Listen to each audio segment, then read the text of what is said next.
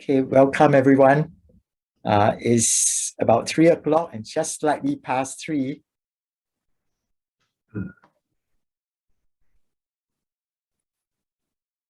I think let's start this webinar, this fireside chat on doing business in Japan and in Singapore. Thank you very much for attending this session. My name is Lee Soo Chye. I'm from Wee Swee Teow LLP, a Singapore law firm.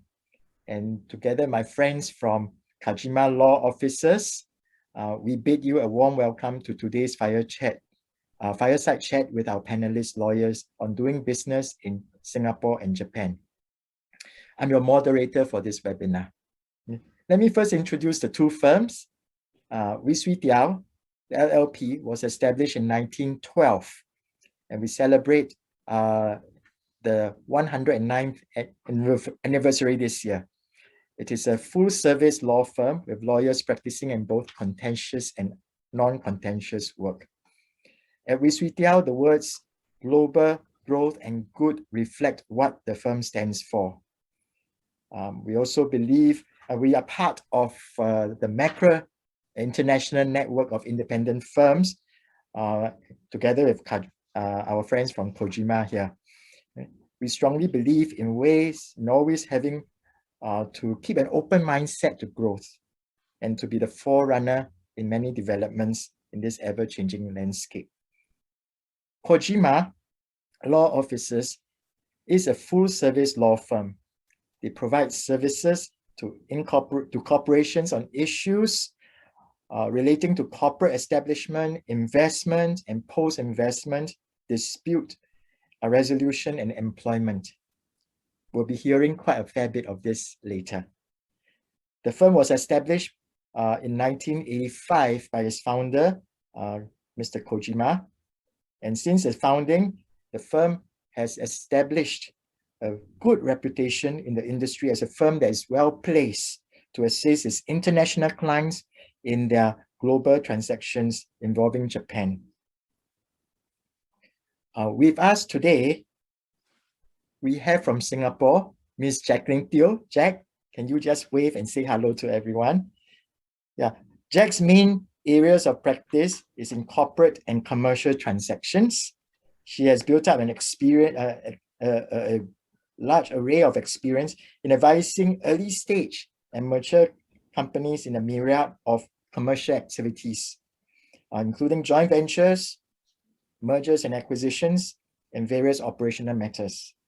She's no stranger to cross-jurisdictional transactions and often works with local counsel to provide seamless advice to her clients.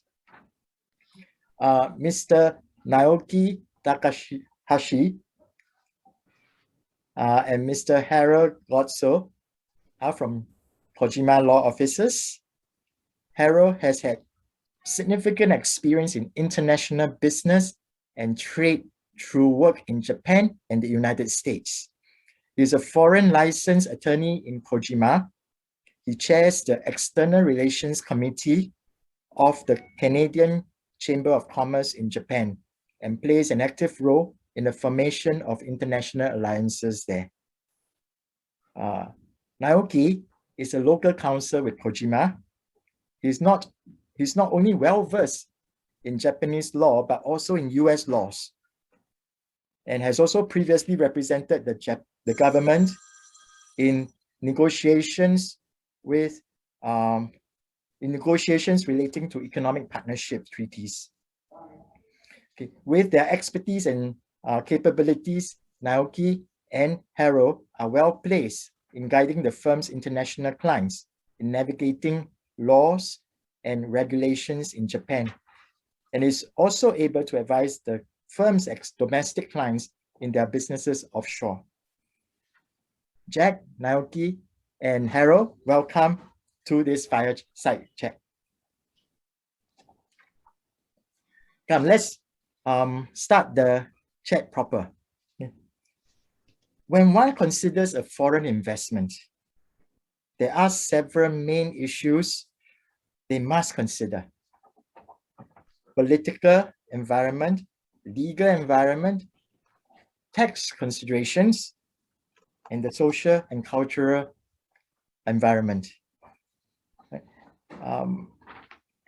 Jack, Naoki, and Harold, when foreign clients come to your firm for advice on doing business in your countries, are cultural and social factors a consideration for them?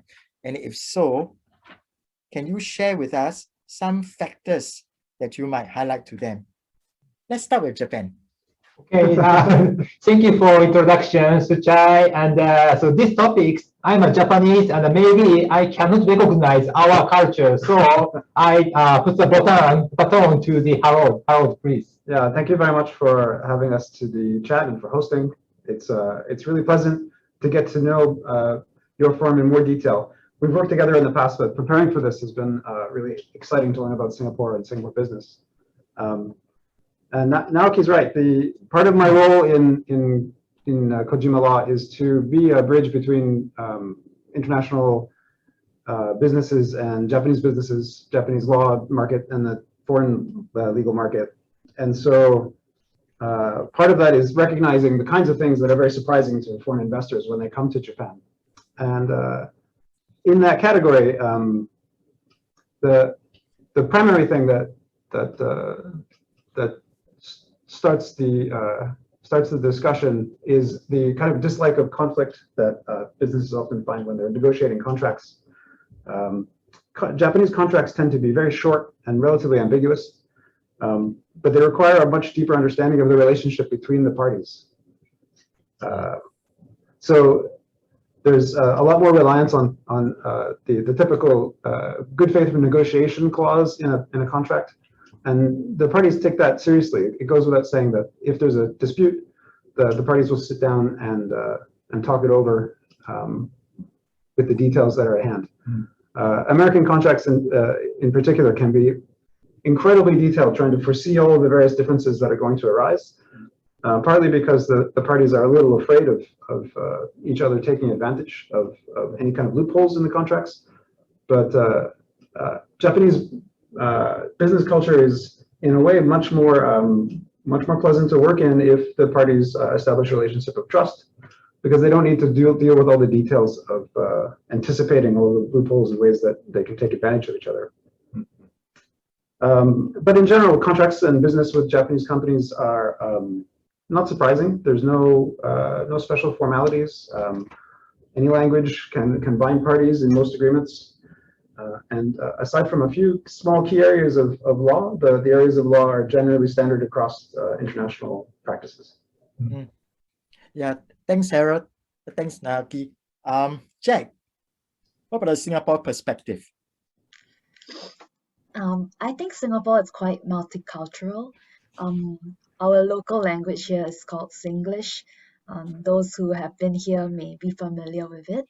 But generally, in terms of the business culture, I think most businesses would value harmony and courtesy. I think quite similar to the Japanese side.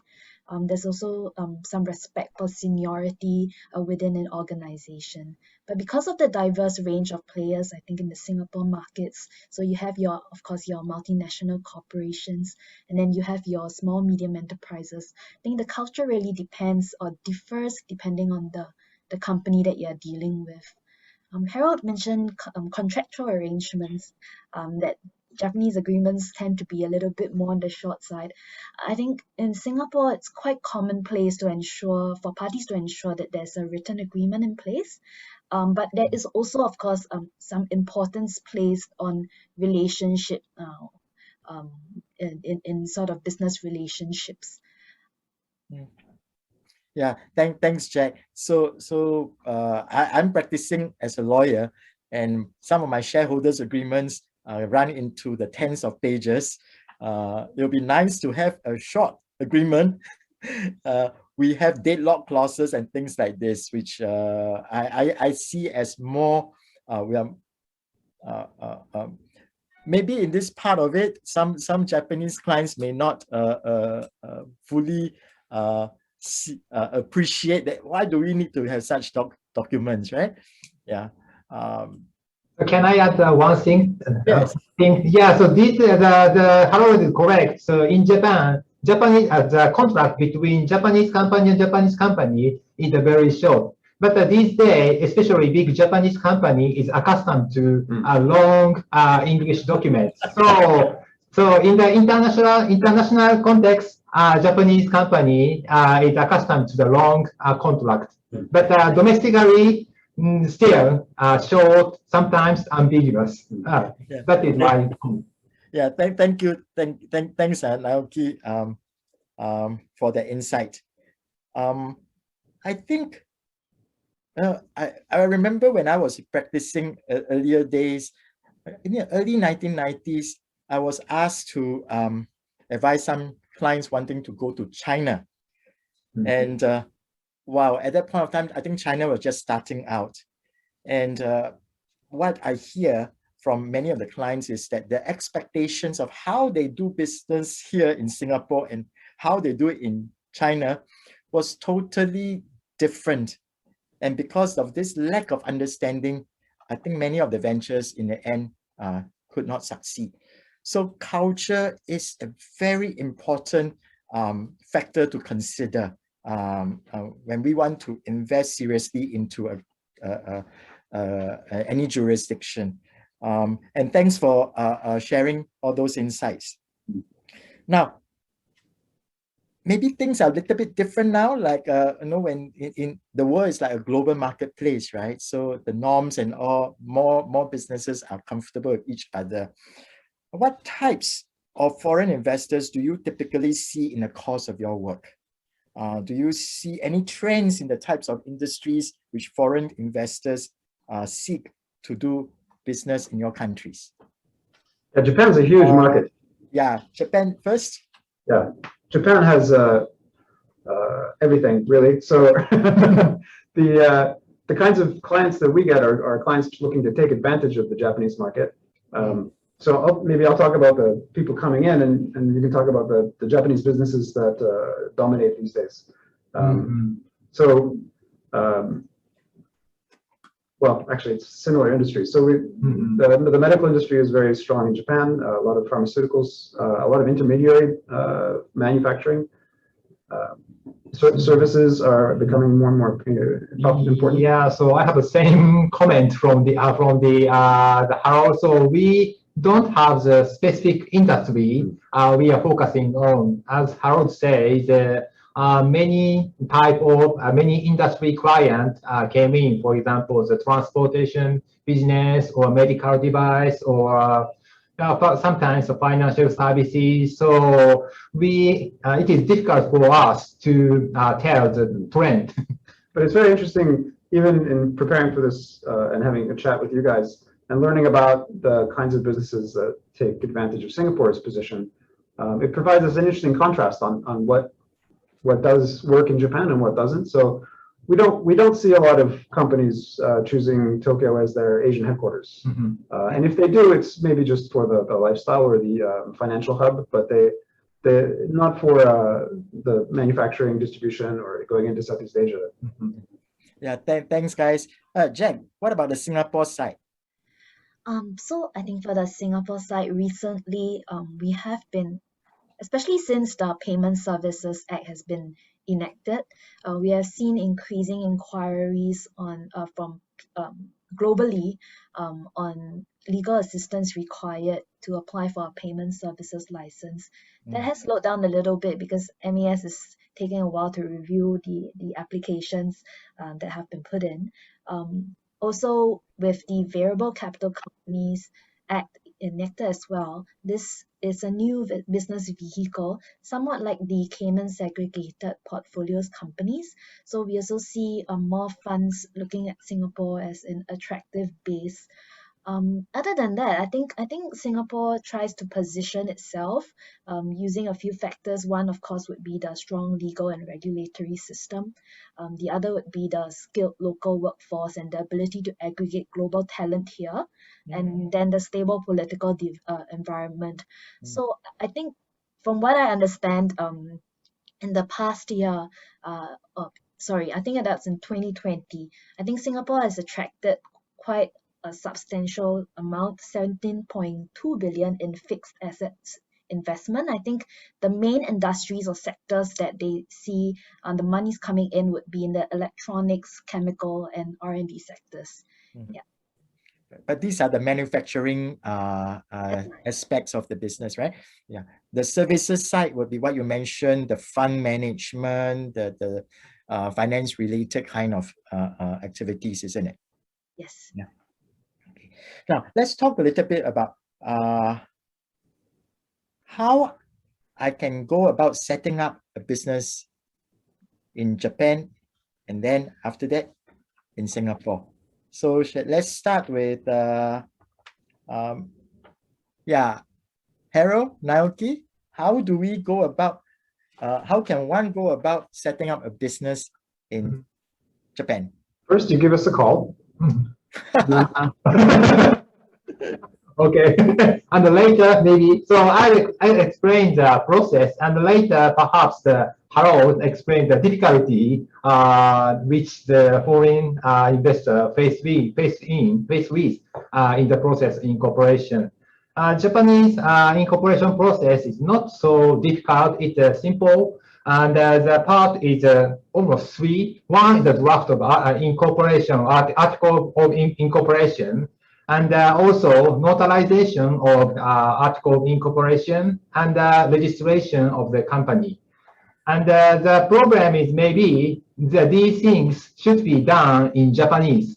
So our main work for the incorporation, assisting in the incorporation of the company for the foreign investor is kind of translation or explain the process in English, or try to reflect their intent into the article incorporation by communicating with the headquarters. And about the language problem, maybe Harold has more experience than me. Can I share that? Can you say that? Yeah, the Japanese language is really a barrier to doing business in Japan. There's an entire ecosystem of operations like ours as a law firm that specializes in serving international clients.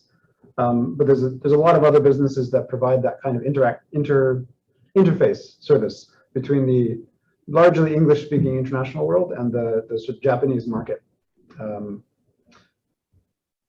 Aside from language, did you want to? Is that? So the one thing is that in Japan, that they can establish the company just one Japanese yen, but in some industry, they require minimum capital. For example, transportation, I forgot the exact number, but 3 million Japanese yen or like that. So if the client is a company, consider to have the company in specific area, they need to check the requirement for the minimum capital or like that. Yeah. So basically, Japan is a pretty easy place to start a business, and it's extremely business friendly. But Japan has an earned reputation of being a very difficult country to succeed in a business in. Okay, now I remember the one thing. So maybe someone knows Japan has the seal culture. So when establish the company, they need to register the seal hanko. It is the replacement of the signature. Especially submitting application to the government, they need authorized seal. So some foreign company are surprised about what is that. We can signature, we can sign. Why need it? So, but please tolerate that aspect. That's a very interesting feature. But I want to pick up on Harold's point about language.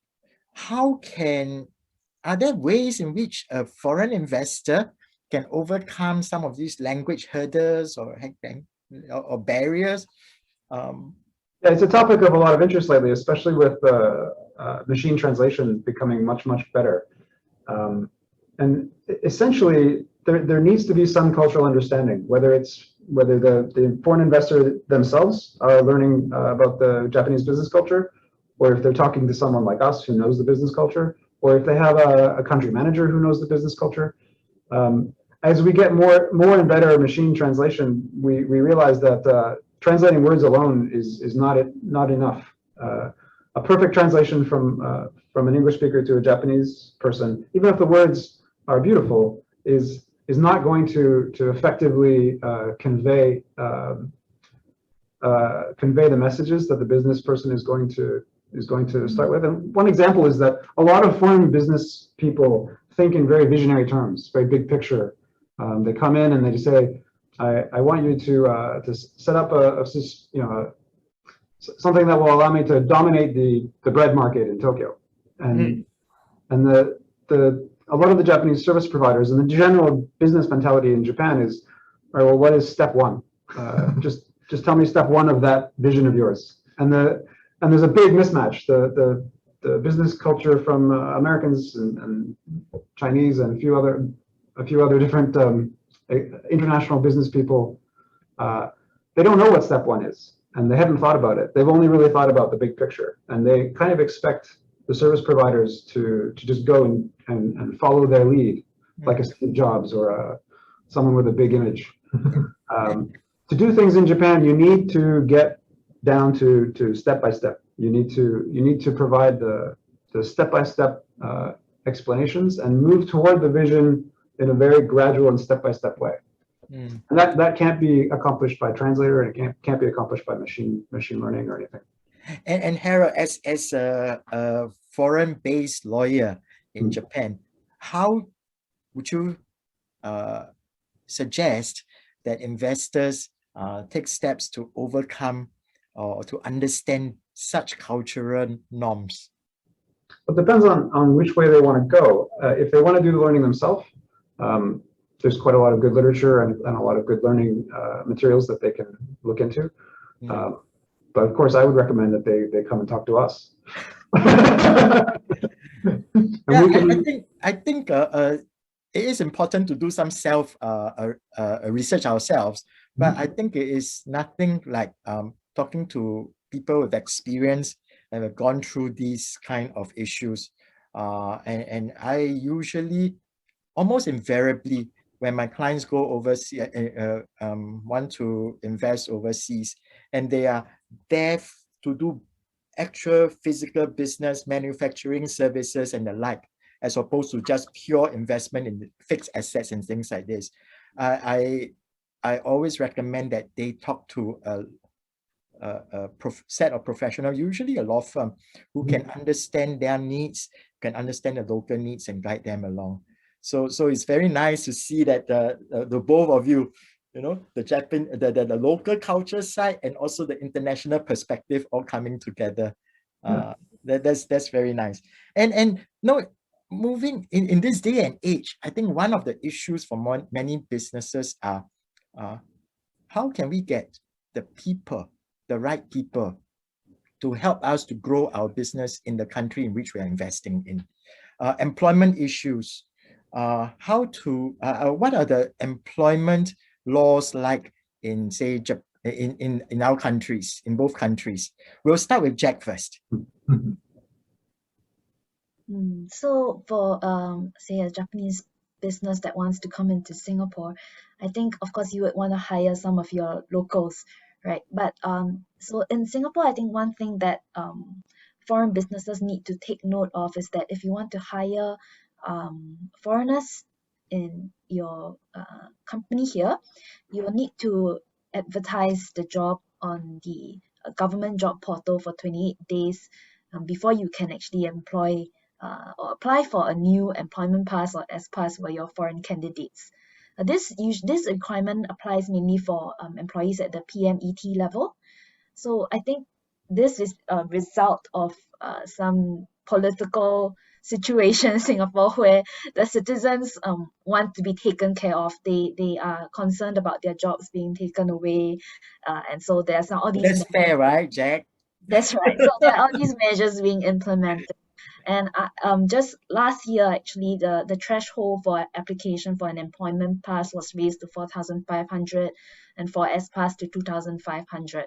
And of course, this is subject maybe for the benefit of some of our audiences who are not from Singapore, what's an S-pass? It's a form of employment pass. Generally, for employment passes, they are for at the PMET level. S passes tend to be for jobs that are at a lower level. So that used Just learned PMET from you guys. Maybe we should explain that too. It's a great term. I'm going to be using PMET from now on. Do you want to explain? So that would be, I think, your managers and your executives. Yeah. What is it? Professional? Professionals, managers, executives, and technicians. Not engineers? Sorry? I thought it was engineers and technicians. Yeah. Am I right? Yeah. So yes, they are effectively the white collar workers. Yeah. Yeah, the white collar workers. Yes. Yeah. Singapore, we are short of a certain category of blue collar workers, and yeah, we do have a lot of foreign workers in that respect, and I think Jack maybe can explain a little bit more. Jack? Sorry, could you repeat your question? No, the foreign workers, so somebody who wants to come to Singapore and want to do carry out you were talking about somebody coming to Singapore want to bring their people, local people into Singapore. There are all these employment pass requirements, right? Yeah, that's right. So I believe that's the same probably in Japan as well, where you will need a valid work pass to be working in Singapore. Yeah, so it's just the additional requirement, I think, for advertising the job on the government job portal. The idea being that this is so that the company doesn't practice any discrimination against Singaporeans. So of course, if the company has a very low percentage of Singaporeans in its workforce, then it attracts scrutiny from the Ministry of Manpower on discriminatory hiring practices. So that's something that foreign business coming into the country would need to take note of. Yeah, thanks, Jack. And Naoki and Harold, what about the situation in Japan? So in Japan welcomes white collar foreign worker. So contrary to the Singapore, so we welcome. And the other thing I need to explain about the employment is maybe we need to explain the Japanese culture relating to the employment. So maybe some of you know that in Japan, the new employee who graduate from university or high school work sometimes whole life in one company. And in Japan, these days, gradually changing, but still companies are like a family.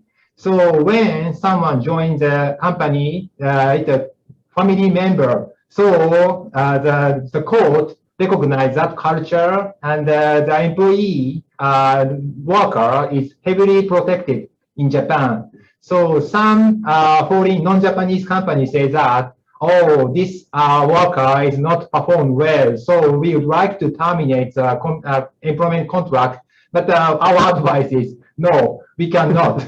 And it is maybe first culture shock for the non-Japanese company. And Harold has many experience about this topic, so could you share that? Yeah, so when we talk about the business culture being very important for the law, the areas of law in Japan that are the most different are the areas that are the most different culturally. Employment and probably family law would be the two areas that are extremely different than other countries. Although we do have some similarities to European law, where it's extremely employee friendly. But yeah, it's happened quite a lot that we've had a company come to us and say, our employee has failed 17 evaluations, and they don't do any work, and they're not very responsive, so we're going to terminate them. And we say, oh, you can't do that. It's much more like terminating a child. And the court is going to look at you in the same way if you terminate your children than if you terminate your employees. So if you really want to push your child out of the nest to another more successful role, you need to think of it in kind of a similar way. You can encourage your employees to find a better life somewhere else, but it needs to be more of an encouragement and more of a sort of a gradual process that the court would then approve of in a family type environment. Yeah, thanks. Actually, there are some questions coming in fast and furious. So I'm going to take some of these questions right now. And if hopefully we have time to complete some of the topics that we want to talk about, right? So one of the questions from is, how easy is it to establish a corporation in Japan? What's the time needed, procedure, and tax? Is a 100% foreign-owned company possible in Japan? Great question. Yeah, great question. Yeah, basically, yes, 100% foreign-owned companies possible. Almost all area. Of course, the very tiny, for example, the agriculture or telecommunication, there are some restrictions, but other than that, it's possible. And the time is, if I do in Japanese, just 1 week, but for non-Japanese company, our firm say that about 1 month. It includes the translation or the communication with headquarters. Yeah, but the process is not so difficult. Yes. Thank you. Another question. Are there any particular difficulties in setting up a KK subsidiary in Japan with HQ in Singapore, taking into account that investor money would be in Singapore and would need to move to Japan, salaries, etc.? I think for the benefit of some of our viewers, I think this viewer who has asked this question probably has some knowledge already of what the business vehicles are in Japan. Maybe for the benefit of everyone else, Naoki and Harold can just share with us what are the various business vehicles that are possible, and then we'll address the question from our okay. First, I want to say hi, Ilya, and I'll talk to you later about that question in detail if you'd like. Okay, yeah.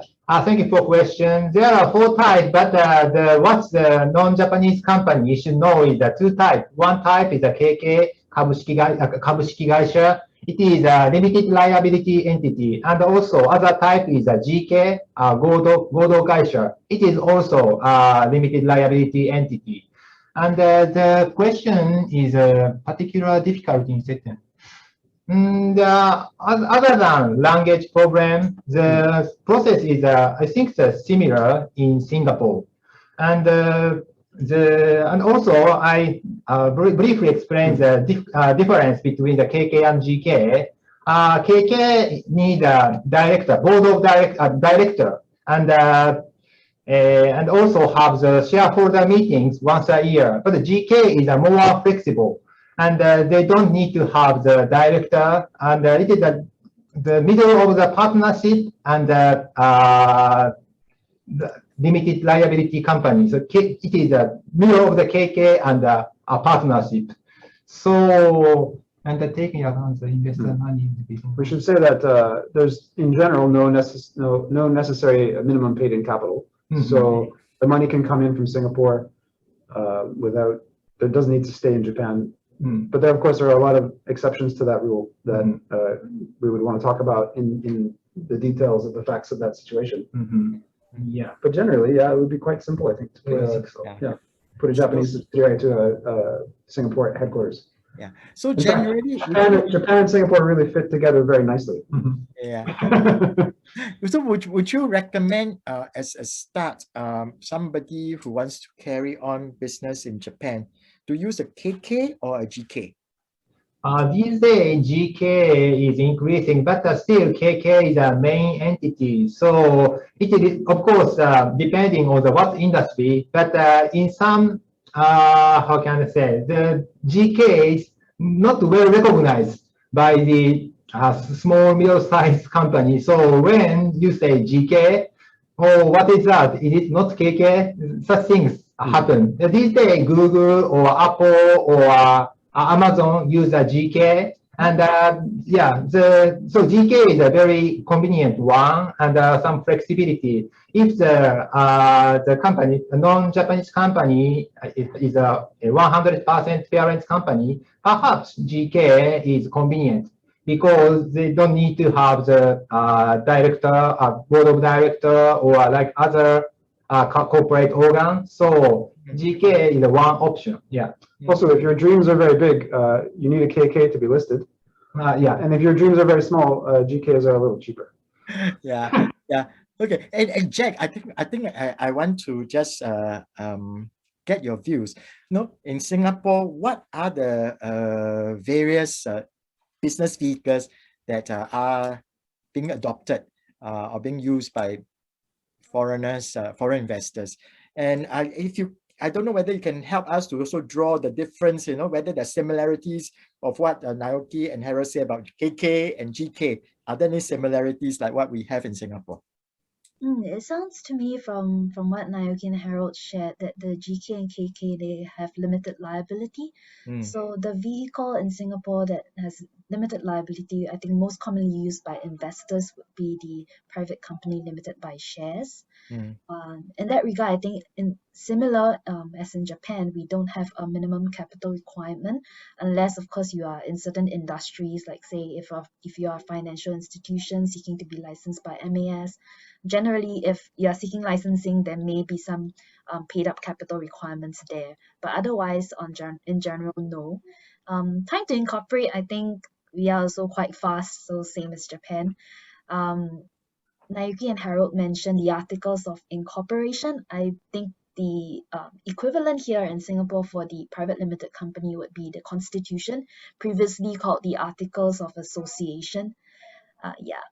In terms of the seal, that was a very interesting point raised by Naoki and Harold, because for Singapore companies, the seal requirement was recently abolished. So actually companies can execute deeds by having 2 directors sign it, 1 director or 1 secretary, or a director and a witness. So yeah, that's I guess the difference in terms of the technical side of things. One thing I want to add, thinking about the headquarters in Singapore and the subsidiary in Japan and combining that with seals. One really interesting aspect of seals is that they can be used to control with the managing director of the company from the headquarters. Because the seal is essentially the manager's signature. And so often when we have headquarters that they want to put a little bit extra control on their managers in Japan, they give us the seal. And so the law firm is responsible to the headquarters. And so whenever the manager wants to stamp anything, we can effectively hold his hand while he signs, which is something you can't do with a signature. That's true. That's true. And another country that I know used to have a seal, I don't know whether they still have it, is I think China. Does China still use a seal? I think everything's electronic in China. Yeah. Okay. I'm just wondering whether we have addressed the question from our friend. Is it possible to have 100% foreign-owned ownership companies in Japan? Yes. Yes. Is there a negative list? Are there areas in which foreigners are not allowed to participate in either Japan? And then maybe, Jack, after you just let us know whether there's such a list in Singapore. There are some negative risks, but it is very limited. And as I say, the broadcasting or telecommunication or relating to the, how can I say, social infrastructure, these things are little regulated. But other than that, almost all industry, the non-Japanese company can investment. There's also some notification requirements to the Bank of Japan for certain industries, and those usually go smoothly, but can be troublesome. That is the one thing the investor need to care. Some area it was there are list. When the investor such a listed industry, the investor need to send a prior notification to the Bank of Japan.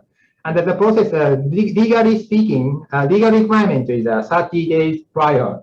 But the actual practice are almost 2 weeks.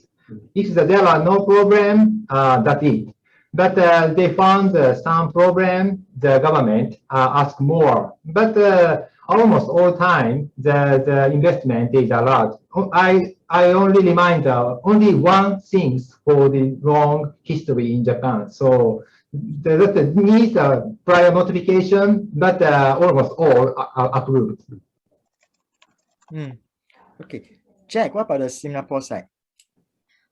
So for Singapore, I think generally open, similar to Japan. I think we also have limits on foreign shareholding in certain industries such as broadcasting and the domestic news media, I think, which Naoki also highlighted. Yeah, one thing I thought would be curious or maybe not so familiar for Japanese businessmen wanting to do business in Singapore is that in Singapore, when you incorporate a company, you need to have a director who is locally resident. So sometimes when you want to set up, say, an investment holding company in Singapore, and you don't intend to have someone actually sitting here, we do have to advise our clients on that, and we usually put them in contact with firms that are able to offer nominee director services. And also, I think increasingly the opening of bank accounts for investment holding companies in Singapore, it practically is becoming a little bit more challenging. Yeah, we should say the same is true in Japan as well. When a 1 week incorporation process takes a month, it's usually to do with banks. Yeah. Do you, Harold, do you need a bank account to be in place before you can incorporate a company? Yeah, when the company make an investment, they need to submit a copy of the bank account. So it is evidence of the capital make an investment. So that in that sense, we need the investor needs the bank account. Yeah. And about the local residence director, fortunately, Japan abolished that requirement, but still needs someone who can speak Japanese if they do the business in Japan. And that can be because a bank account is required, and the bank requires someone who speaks Japanese. Yeah. Okay, so yeah, these are all the peculiar, small little things that can trip us up, if we don't get proper advice. So to our audience who are thinking of doing business in Japan, go and make sure we work through some of these issues first. Right? Now, one of the questions, if we set up a subsidiary in Japan, does the Japanese government need the Singapore HQ to report our financial statements?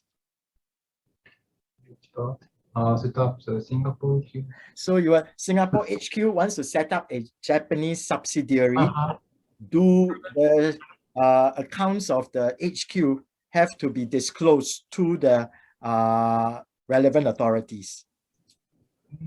I don't think, no, that is my answer. And if it is a financial industry, perhaps yes, but other than that, the headquarters doesn't need to report their financial statement to the government or authority.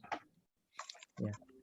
Okay, I think that will address the question there. And another question, Japan has a culture that people like to work to big reputable companies rather than, okay, so in light of that, will newly established foreign companies be attractive to a Japanese workforce?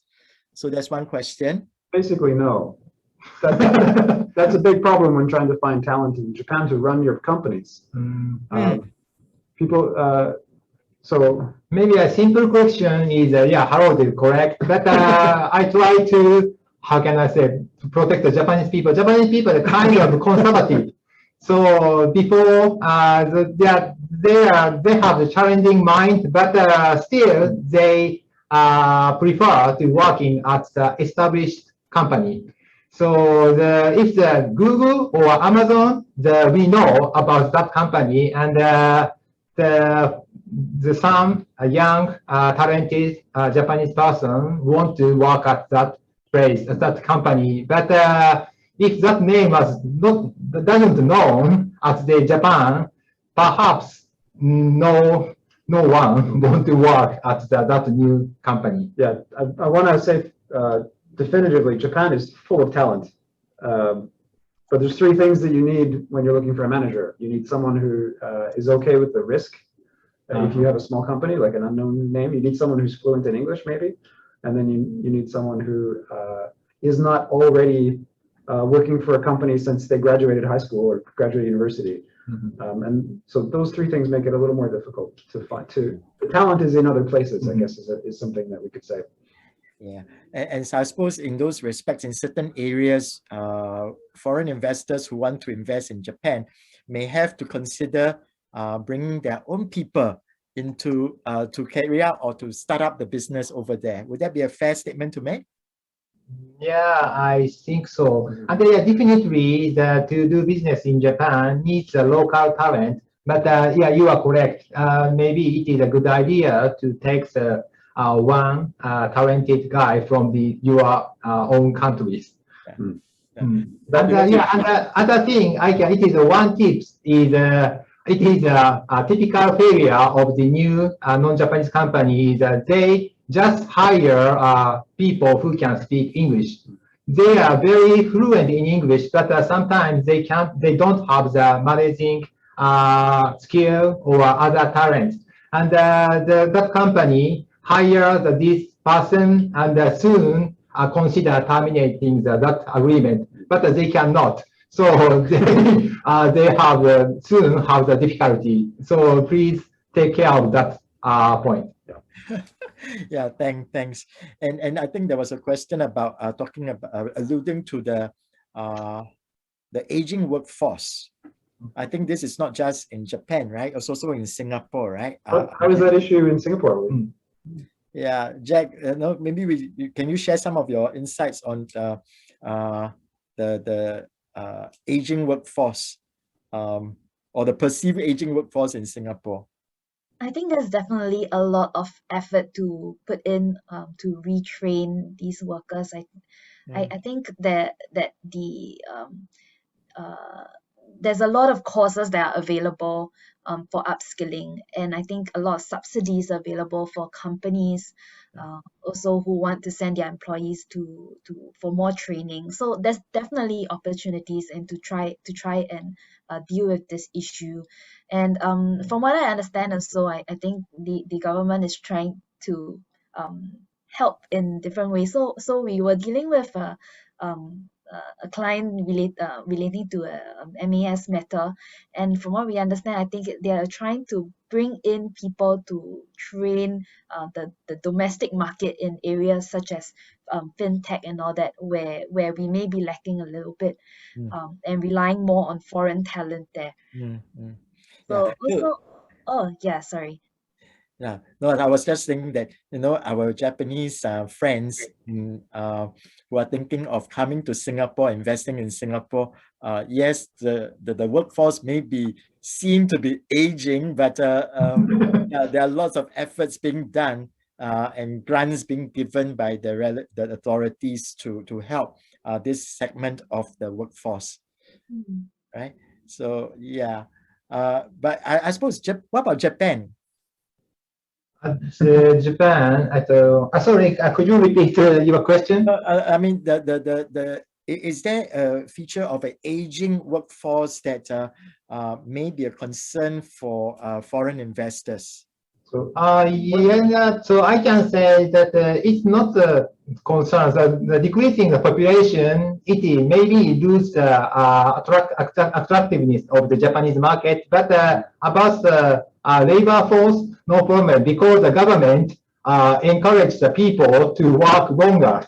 So now maybe 20 years ago, 60, now 50 maybe, and yeah.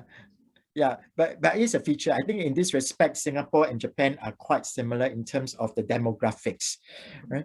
Now, I think there's an sorry. interesting dynamic in Japan in that the declining population is really it's a much more of an issue outside of Tokyo.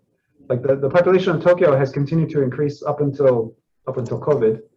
And I think it's the same in Osaka and the same in Fukuoka. The large cities are still attracting a lot of young people. There's a lot of dynamic growth. It's the countryside that's sort of hollowing out. So Naoki's right. The market might be shrinking a little bit, but the dynamic workforce is still, if not growing quickly, still kind of stable. Yeah. Yeah.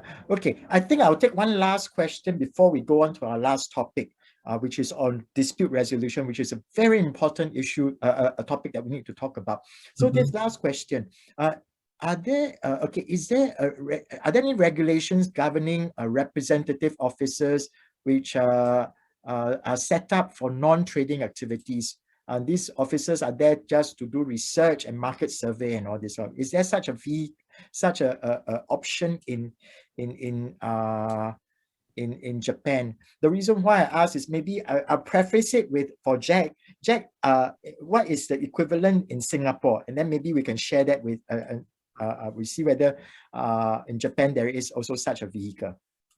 Well, it's called the representative office. Yes. So basically, it's not a separate legal entity. The purpose really is for someone who's exploring whether they want to carry out business here. Basically, the only activity that the representative office can carry out is sort of surveys, marketing to try and find out whether it's feasible. Sort of like a prelude to whether you want to start business in Singapore. Yeah. So Naoki, thanks, Jack. Naoki and Harold, is there such a thing in or such a vehicle, a creature in corporate law in Japan? Basically the same thing. Yeah, basically the same thing. And perhaps I'm not very sure about that. But when they're doing such an activity without such an activity can be done without entity, but sometimes that activity is recognized as a permanent establishment, so they need to care about the tax issue. But other than that, I cannot find any issue. Yeah, I don't think we have time to talk about tax because that is a very exciting area, especially your double taxation. But Singapore and Japan, we have a double taxation agreement, okay, or avoidance of double taxation agreement. That's more accurate, right? So maybe another subject for another fireside chat. But I want to bring us back to this question of dispute resolution. I think maybe if you all can share a little bit about what the various methods are. And then I think Harold and Naoki just now mentioned a bit of the culture, right? I think that also impact some of these considerations. Jack, can I start with you? If there is a dispute between, say, a foreign investor with another party, right, in Singapore, what can they do? Well, so of course there are the courts in Singapore. I think increasingly so the courts are trying to encourage alternative dispute resolution. So things like mediation, and for lower quantum disputes, they generally try to push it to be resolved at the mediation center, which is within the courts itself. Singapore is actually also developing itself as an international dispute resolution hub. So they do offer a comprehensive suite of commercial dispute resolution services. So you have your SIAC, so your arbitration center, Singapore International Arbitration Center, then the Singapore International Mediation Center, and then you of course have your Singapore International Commercial Court. So all these are intended to be to service or deal with disputes that relate or are cross-jurisdictional in nature. Yeah, I think this is also complemented by several organizations that have also set up some bases here, such as the WIPO Arbitration and Mediation Center. If you're dealing with intellectual property related disputes. Mm. I think also what the Singapore courts have are specialized courts, such as the Admiralty Court, Arbitration Court, and more recently, I think the Intellectual Property Court. So these were set up basically to try and deal or to deal with complex commercial cases. Yeah. So Yeah. Yeah. Thanks, Jack. I think before I hand it over to Naoki and Harold to explain this part of it, can I invite our audience, if you have any questions, feel free to just continue to put them in your chat, and then we will try and get the relevant person to get back to you with those questions. And can I also request my colleague, Johnny, can you just email and put in the chat the email addresses of Jacqueline, Naoki, and Harold, and so that we can let all our audiences know. And if they want to contact them, they can do so, right? So sorry for the interruption, Harold and Naoki. Can you share with us a little bit more about what the dispute resolution mechanism or the system is in Japan? Before we do that, I want to say that a lot of our clients request the Singapore Arbitration Center, and so Japan and Singapore work very well together. But go ahead, talk about Japan. Yeah. Then Harold, can you tell them to come to Wee Swee Teow? Oh, well. Yeah. Sorry, I digress. About the system, it is similar, a court, mediation, arbitration, and we have some special court. I mean the intellectual property court and not court, but at the labor department or commercial dispute department. But we don't, Japan doesn't have the arbitration specific court or department. Maybe Singapore is very advanced in international arbitration. I kind of envy you. And many Japanese companies enter into use the dispute resolution clause describing the Singapore International Arbitration Center, not JCAA, not Japan International Arbitration Center. But we're catching up. Yes. Yeah. Right, we're trying to not. And the many dispute is go to the court. Japanese court have the talented judge and also no bribe. And maybe some non-Japanese company feel the process is a little slow, but I think it is reliable. Mm-hmm.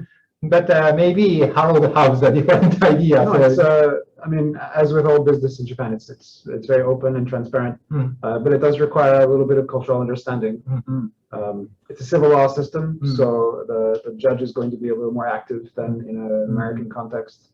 And one important thing is that I think the Singapore, it is the process can be in English, but Japanese course, all procedure is conducted in Japanese. And they cannot, the party cannot submit the English document. If they submit an English document, need a Japanese translation.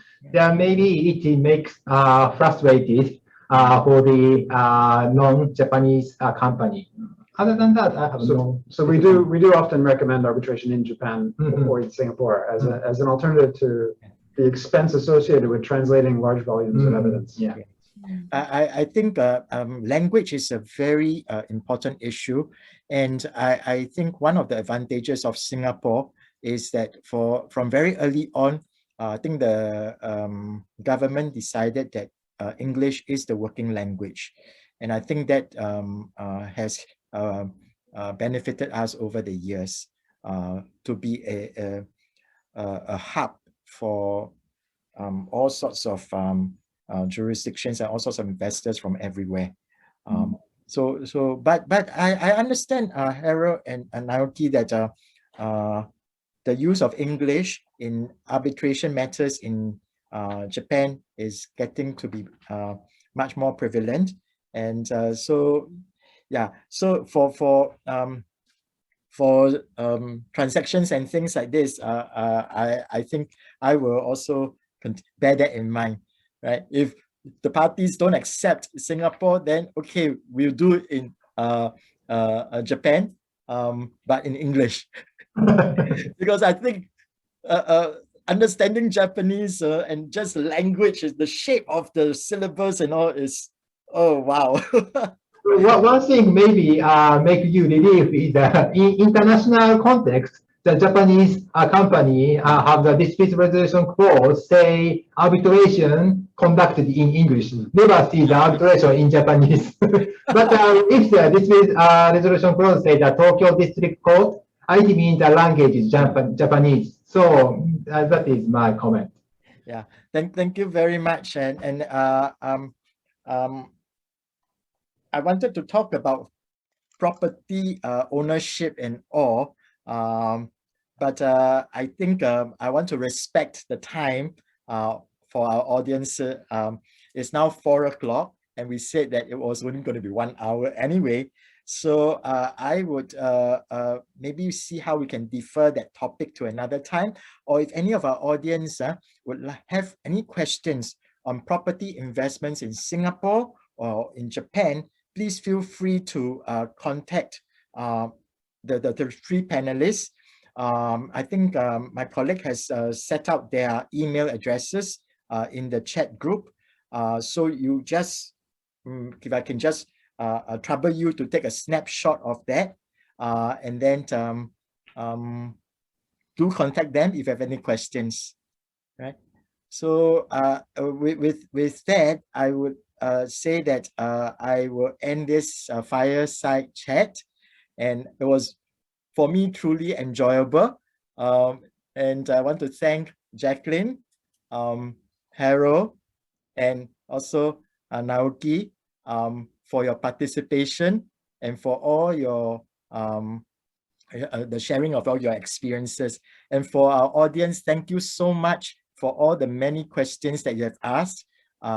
We will try and see how we can address them. I think we have addressed most of them, if not all of them, but feel free to contact any one of the panelists if you have any questions. Thank you very much. Keep safe, take care,